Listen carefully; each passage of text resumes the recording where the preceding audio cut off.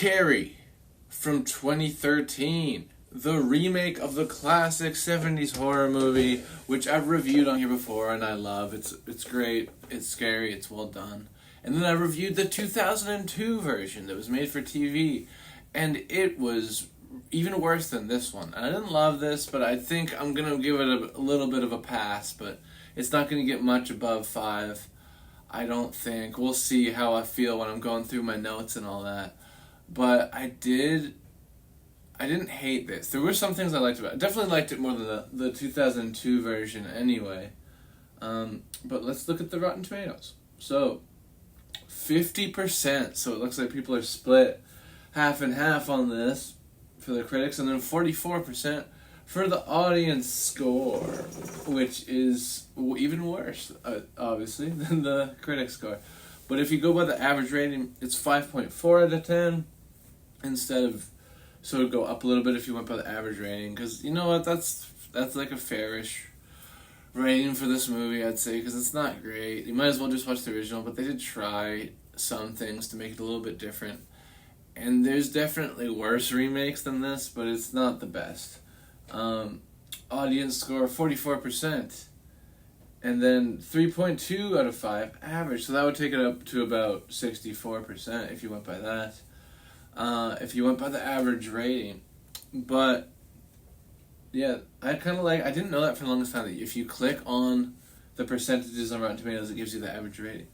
So I've been trying to talk about all the stats as of late. Anyway, let's keep talking about this movie and look at some of the reviews here. Is there a critic's consensus? Let's read that. It boasts a talented cast, but Kimberly Pierce's reimagining of Brian De Palma's horror classic finds little new in the Stephen King novel and feels woefully unnecessary. And I get it. It's a fair consensus, honestly. It is just really unnecessary because the first one's so good. It's one of those that it feels like, why? Why did anyone really ask for this? I don't think they did. But let's read some of the shit. Carrie resonates for women in particular because it touches on so much of the horror of becoming a female that it's almost too real. I love that Kimberly Peace, is it Pierce or Peace? Kimberly, it says Kimberly Pierce in the critics' consensus. I think this critic misspelt their name, or Rotten Tomatoes did, but I feel like that's more likely. I feel like it's Kimberly Pierce, but they said Kimberly Peace chose to honor that horror faithfully, even if it doesn't make for a radical revisioning. Okay, so they still kind of enjoyed it, and I can honestly get that too. Like, if you just want to see Carrie again, it's slightly different, then yeah, you'll like this. Moritz plays Carrie as either a constantly petrified meek outcast or a grimacing destroyer. Pierce fails to build, it is Pierce, a connection between audience and protagonist. I guess I get what they're saying by that, but I think she did a pretty good job as Carrie. A tired, unneeded copy of Brian De Palma's far superior work, with the small changes it makes, adding nothing of significance. I mildly disagree with that. There's a couple changes that I liked, and we'll get into that in the notes. But for the most part, he's not wrong. Pierce wants to make a hit, and even with source material this strange, it feels as though she has. But if so, that's all she has made. That's saying that it might do well financially, which we're going to find out. I don't know if it did or not. But that's what he's basically saying, is that it might make money back, but it's not good, basically, was what he's saying. This is a sturdy tale that deserves to find a new audience. It's just a shame they won't find anything new in the process. Yeah, that seems to be the general consensus, that there's nothing new, but like I said, there's one or two little things that I think they changed that I liked. But like I said, we'll get into that. You would have trouble arguing for any significant shift in perspective. What do they mean by that? I don't know what they mean by that. Let's just move on. Let's just move on to the IMDb page, first of all, and see what's up on there. So, Carrie 2013. It was a different time, 2013. The popularity is going down. It has a 5.8 out of 10 on IMDb, which isn't terrible, honestly. Honestly, I thought this might have lower than that, but that's fine. Julianne Moore. Margaret White. Julianne Moore is in that. She plays the mom, the overbearing religious mom. I just realized I haven't gone over the plot, but like we've reviewed this so many times, and I feel like most people know the plot. But I will just go over it real quick. So, our girl, Carrie, she is mothered by Julianne Moore in this movie, and she's overbearing, religious, and she was originally homeschooling Carrie, but now she's in regular school, and she's being just bullied relentlessly, like in all the other films, of course. It's the main part of the movie. She gets bullied, and then she goes to the prom, and very basically someone dumps pig's blood on her, and she freaks out and starts using her powers, which is telekinesis, to kill with people and fuck shit up. And that's the basic plot of the movie. That's what happens in it. It's a good story, and like even though that was sort of a spoiler, like I didn't feel bad about it because it's Carrie. And if you haven't seen any iteration of this by now, or at least know what it is, then I don't know what to tell you. But my next who else is in this? So Chloe Grace Moritz, she's in tons of shit. Let's click on her name because I know she's in Kick-Ass, but she's in tons of shit. She was in something. She's still acting. She's like in something called Peripheral, some show recently. Let Me In, the remake of Let the Right One In, which is actually that's one of the rare cases where the remake is debatably as good, at least as the original. And the original is really good. Oh, she's known for this as well, apparently. I didn't know if this would make it, but I guess so. Kick-Ass, she's known for, which I said she's in. She's in probably Kick-Ass 2 as well, I would think. She plays Hit Girl, and something called If I Stay, which looks like some sort of a romantic movie that I've never seen, but it has a 6.7 on IMDb, and that's pretty good.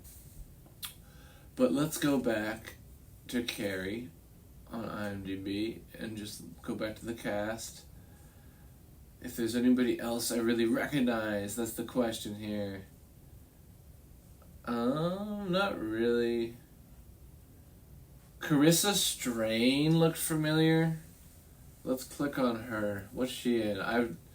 I've definitely seen her in some other stuff.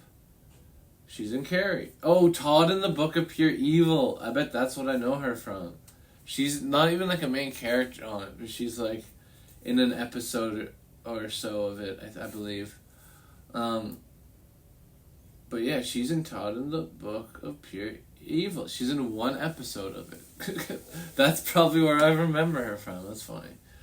But right on. I forget which one she's in. Is she in the birthday cake episode? I feel like that's the episode. It's, well, we're not going to I'm getting off on a tangent. Let's go back to the main page, but I was curious about her. And I don't know if I know anybody else. Oh, Katie Strain, I don't really know her. And yeah, everyone. Oh, Judy Greer, that's someone that I definitely recognize. She's in a ton of stuff. She's in Arrested Development, 13 Going on 30. She's in Jurassic World, Halloween Kills, and Ant-Man. But she's in tons of other shit too. That's just what she's known for on IMDb apparently, but I don't remember. I know her from Arrested Development probably the most, but she plays the mom in a lot of stuff. Judy Greer, she's had definitely a very good career. But Judy Greer had a good career. Okay, anyway. Moving on. More like this. The other iterations of Carrie and The Rage, Carrie 2. I like how it's not called Carrie 2 The Rage. It's called The Rage, Carrie 2. And it has a 4.8. It's supposed to be like the worst one of all of them. And it has the worst rating, so that would make sense if it was. Honestly, I would agree with like in order of goodness how IMDb rated it. The first one at the top was 7.4. This one would be probably next with 5.8. And then it's the 2002 one with 5.4. And then The Rage, Carrie 2 with 4.8. But I've never seen it, but there's no way it's good. There's just no way. Stevie said it's brutal, and I believe it. So let's see the box office information here. Did this movie make money? Box office, $30 million budget, and it made $84 million. So yes, it made money. It was sort of a box office success. It made over double its budget back, so that's pretty good. Almost triple. I gotta say, not bad. And maybe it made a bit more after that with DVD rentals and shit. It was 2013. I feel like people were still renting stuff back then, maybe a little bit at least. Maybe, I feel like streaming still definitely existed, but there was probably still a little bit. There was more than just one blockbuster in 2013, I think. Anyway, that's all the fucking internet pages. I gotta grab my mother-loving notepad real quick so we can keep talking about it.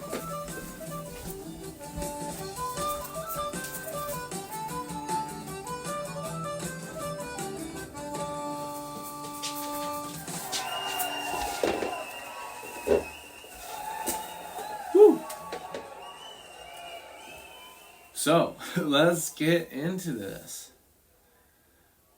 Get my notes going here. We're not on Future World yet. Those are the notes I had open, but we'll talk about that movie soon. We are on Carrie. So, my first note, they show Carrie being born. And I don't think that it's really necessary at all. Like, why do we need to see the baby getting born? It doesn't add anything to the story at all. Yeah, it's stupid. Moving on. She almost kills Carrie. I guess that's the most interesting part about this, but it's like, it doesn't really add much to it. It's not necessary. It just makes the movie a little longer. Unnecessarily so, I would say. It makes more sense why they bully Carrie. So this is one of the things that I liked. I think they handled slightly better than the original. Not much, but like a little bit of how they showed like it a little more gradually with Carrie getting bullied, and it seemed like to make more sense to me anyway. I mean, to be fair, the other ones was set in the 70s. Maybe it was different then. I don't know. I wasn't born there, but it just seemed like they're like bullying her for absolutely no reason in the original, and in this one, they give a little bit of, like, obviously she's weird, and that's the point. That's why they bully her in all of them. But in this one, they have a little bit more, like, respect for her at the beginning of the movie. They're like, oh, okay, let's at least be nice and encourage her in class and, like, clap for her in water polo. But then when she hits the one girl in the head, then it shifts, and they all sort of turn on her. And the scene when they're, like, doing Plug It Up, it's pretty similar. But then the whole slap, we'll get into the slap, but I don't know. Well, overall, I do think that it makes a little more sense in this one why they bully Carrie just a little bit, but it's not enough to make this one better. That's for sure. Teacher slapping Carrie is insane, so I think that they do this in the 70s one, but it makes more sense in the 70s one, because, like, teachers were hitting kids a little more often and shit, and they could get away with more, I think, back then. But it's 2013 in this movie, and she's fucking just slapping kids. She apologizes, but, like, that wouldn't fly. Even in 2013, I don't think. She's just hitting kids, and it's just not talked about after she apologizes for it. But I think that something would have happened about it. Anyways. Yeah, she apologized for the slap, but still. Yeah, exactly. Why is Jesus bleeding? Yeah, there's a part, I think it's when Carrie starts realizing she has telekinesis. And, like, Jesus is bleeding and shit. And I just don't get why. Like, did they do this in the original? I don't even remember, but I still just didn't get it. Moving on, though. Bitching them out, but she slapped Carrie. Yeah, it just seems just a little weird, like, the teacher being like, how dare you, like, bully her, but I slapped her, so I don't know. Like, to be fair, she apologized, and she's nicer, obviously, than the kids being bullies, but it still feels a little hypocritical. Anyway, moving on. Ooh, straight up Googling magic powers. I just thought this was kind of funny. It's like, this is how she tries to find out what's going on with her, with her powers, with the telekinesis. She just types in magic powers into, it's not Google, but it's like basically Google, no name Google or whatever. And she's looking for magic powers on the internet. I just thought that was kind of funny. Moving on. Teacher being a douche. So they might have done this in the other one too. I don't remember, but I just think it's crazy. The teacher, like, straight up just, like, bullying Carrie after she'd, like, read a poem. And it, like, wasn't even a bad poem. And, like, she's getting up in front of the class, but the teacher's like, oh, wow, you're fucking getting up in front of the class. That's all you've said all year, and just being mean to her. And then one of the kids, like, sticks up for her. He's like, yeah, fuck you. You're being a dick. And the one, like, Tommy, the handsome but nice guy that you're supposed to sort of like, because he's one of the only people that's not super mean to Carrie. But he actually sticks up for her. But yeah, the teacher's being a douche. Moving on, next note. Mom cutting herself. It adds nothing. So this is also in the intro, and they show the mom, like, cutting herself and stuff. And I don't think this is in the original. And this is one of those things that does not need to be added. And I don't like it. It's stupid.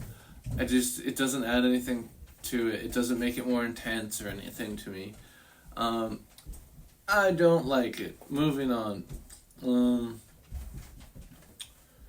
Telekinesis and hypnosis are not the same.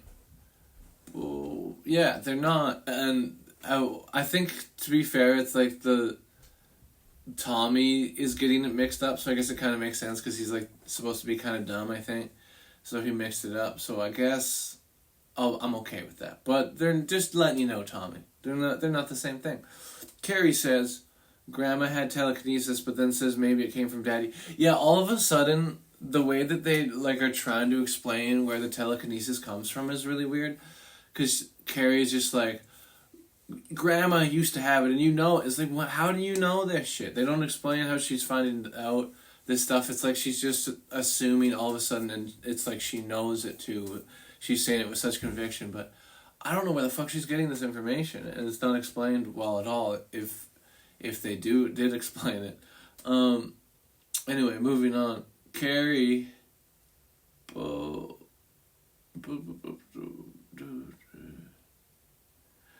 Do we really need a fashion montage? This is something that did not need to be in the movie. We look at all the, like, the bully kids, like the kids we don't really like, even except for Tommy. Tommy's there too, but still, they're having, like, a fucking fashion montage and, like, at a mall, and it's like, I don't care. This is not the kind of movie this should be in. I don't give a shit about this. That scene could have gotten cut, and I wouldn't have cared. But anyway, moving on. Next note.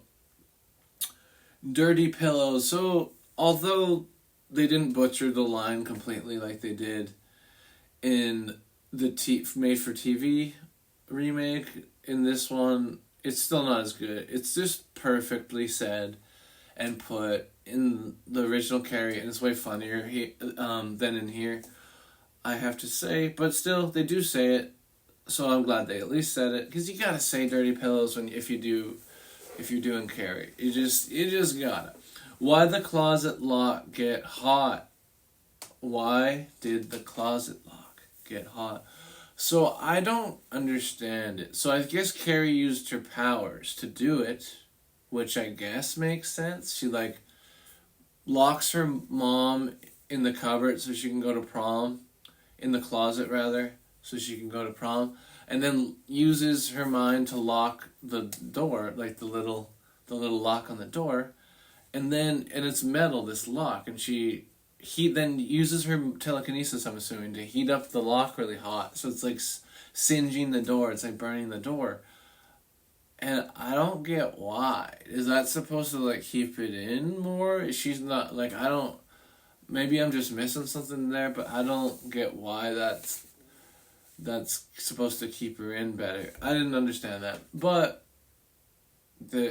she did it. I don't know. I don't get that part. But anyway, moving on. Carrie gives her mom more shit in this one. So this is another thing that I actually kind of liked in this. Because in the first movie, the whole time I'm like, come on, Carrie, you have fucking powers. Like, obviously she does at the end. She finally gets her comeuppance. But for a good portion of the original, the mom is just giving shit to Carrie and she's taking it. But in this one, Carrie fucking is like, no, I'm fucking going to prom. I'm shoving you in a closet. Like, fuck you. I'm out of here. And I like that. I actually kind of like that. But anyways, because you know what? Carrie deserves a night out. She's been through so much. Anyway, moving on. He says it's too late to back out. But is it?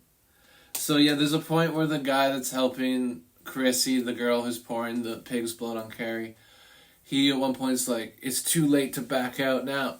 But I'm thinking, but is it? Like, I get the bucket's attached to the string, but you could just, like, leave it or, like, tie it up so it doesn't fall, and then you could just, like, leave. So I feel like you could have backed out, but you're just saying that, which is fine, but, you know, it's just not true. I'm just fact-checking here. 3 replays of the blood pour. So obviously this is the big climax of the movie, and it's what sparks all the shit at the end. So I don't even think this is a negative note. I just thought it was kind of funny that they showed it so many times. The blood pouring from 3 different angles and shit. And they showed it 3 different times. I thought it was kind of funny. So I kind of like that, though. Moving on. Someone would call an ambulance for Tommy. Yes. So Tommy, just like in the original, he gets knocked out by the bucket. And I think he dies. But I think right away, especially with cell phones in 2013, there's someone would be on their phone right away, you'd think. But everyone's just fucking staring at Carrie and not doing shit. So I think that's a little bit crazy. Like, wouldn't you be phoning, someone would be phoning for an ambulance, a guy's injured and possibly dead? I would get on that. My next note is, they upped the climax in a way, and I feel like they had to, kind of.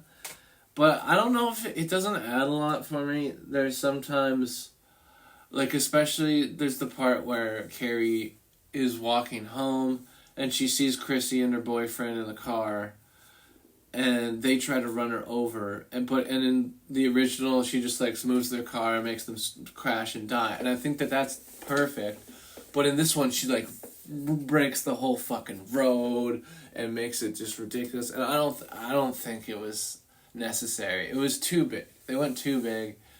I think it's more powerful to just have a quick boom, you're dead, instead of I'm gonna fuck up everything to make a big spectacle of it. I don't think Carrie would do that because she's shy and stuff. She just wants to get it done. She just wants to go home. It takes longer to rip up all that shit. I don't know. Maybe I'm reading too deep into it. But that's how I felt about that part. And, in general, everything was done bigger. Almost everything happened in that climax when she starts killing everybody with her powers. Almost everything that happened in this movie happened in the original. But it's just done a little bit more over the top in this one. And I prefer... Sometimes it worked, I think, but for the most part, I just would prefer the original scene, definitely, I would say. Next note. More and bigger effects don't make it better. So what I was just saying is they make it bigger, but it doesn't make it better, exactly. She should use powers more in mom fight. So yeah, she's fighting her mom. And there's a lot of points where it's the mom's getting an upper hand, and I get they want to show an actual struggle, but it's no, Carrie fucking... And at this point in the movie, Carrie has used her powers so much on her mom. So I don't think you can use the excuses like, oh, maybe, she's too nervous or too scared, or she like is conflicted because it's her mom. But no, she was fucking putting her in a closet before. So why is she just letting her like punch the shit out of her now? Doesn't make any sense. Other than to just create tension for the movie. So I think that was a little dumb. And they could have showed her using her powers a little more in the fight. It would have made more sense. Next note, though. Carrie got stabbed, but she's fine, I guess. So they do this in movies all the time, and I don't like it, where someone gets stabbed, and then, like, when it happens, it's like, oh, I got stabbed, but then, like, they just keep going, and it's like they didn't even get stabbed. I feel like that's missing in a lot of movies, to have that continual feeling, continual feeling, is that a phrase? Of you having that in your leg or something, but like showing that you do have pain, but a lot of the time it's just like they forgot about it, and you can't tell that the actor was stabbed at all, or the character, or however you want to say it. But anyway, that was my last note. That was it. Thanks so much for hanging, folks. This is Carrie 2013, and I gotta say, it was unnecessary, but overall, yeah, it was just okay. It was not the worst. I can't pretend like this is the worst thing I've ever seen, because it just simply was not, but it's certainly not the best either. And I'm going to give it, overall, I think I'm going to give it 5.5. It's okay. It's not great. It passed, but it's not very good. I would just watch the original if I were you. But Carrie 2013, I don't know if it's still on Amazon Prime. It said it was leaving in 11 days. It's probably still on for a few more days if you want to watch it. Carrie 2013, 5.5 out of 10 Dougs.